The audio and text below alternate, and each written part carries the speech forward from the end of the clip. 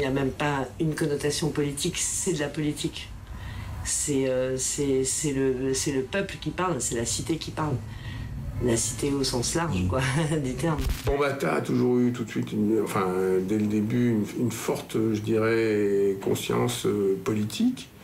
Et c'est pour ça que c'est un des seuls Américains que j'ai toujours vu jouer de la musique africaine, de la musique des îles, avec vraiment cette conscience-là moderne que n'avaient pas les trois quarts des autres kids à l'époque.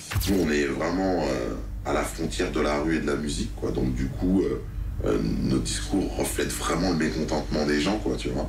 D'ailleurs, on est les premiers à avoir clamé à mettre le feu dans les banlieues, avec des morceaux comme Le Feu dans le ghetto. Justement, c'est des gens en lutte qui ont choisi cette expression-là de leur lutte plutôt que systématiquement aller tout péter, quoique de toute façon quand ça pète malheureusement on peut que comprendre, quoi. Dans les années 80 c'était dur de se faire une place. Et nous à l'époque quand tu allais dans un restaurant tu mettais au fond de la salle, voilà. Ou alors c'était interdit aux Chinois, aux Nègres et aux Arabes. C'était comme ça avant. N'importe qui ne pouvait pas marcher avec qui. Et pour revenir à ça, avant d'arriver au hip-hop, donc on avait déjà ce vécu avant que le hip-hop soit arrivé pour nous donner encore un autre délire.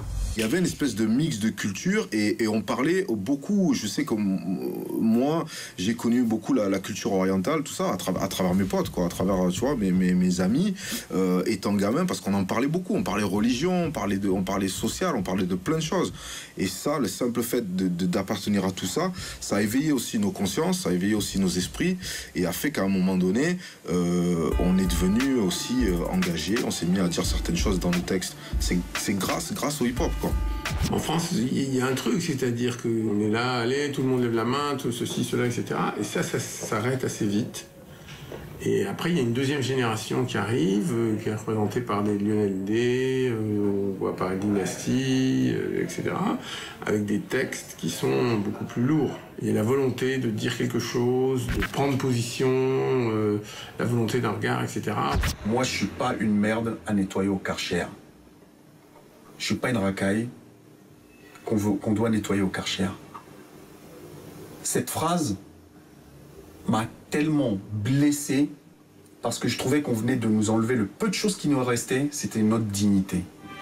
Et j'avais envie de me battre pour qu'on retrouve cette dignité-là et leur faire comprendre qu'on est des êtres humains à part entière et qu'il faut nous respecter. On n'est pas le mal, on est le thermomètre, on prend la température et on avertit. Et J'accuse a été aussi un album dans ce sens-là. Le titre J'accuse parce que moi j'ai toujours admiré le combat qu'avait mené Zola dans l'affaire Dreyfus et je trouvais que c'était un combat pour la justice. Il y a une volonté d'agir sur le réel, d'améliorer les conditions de vie, de changer des valeurs, de sauver des enfants qui sont à la dérive. Le simple fait aussi de se mettre dans cette culture hip-hop, c'est déjà un truc engagé parce que c'est une culture qui vient de la rue, c'est une culture qui est faite par des gens qui à la base sont issus de milieux pauvres, hein, de milieux modestes.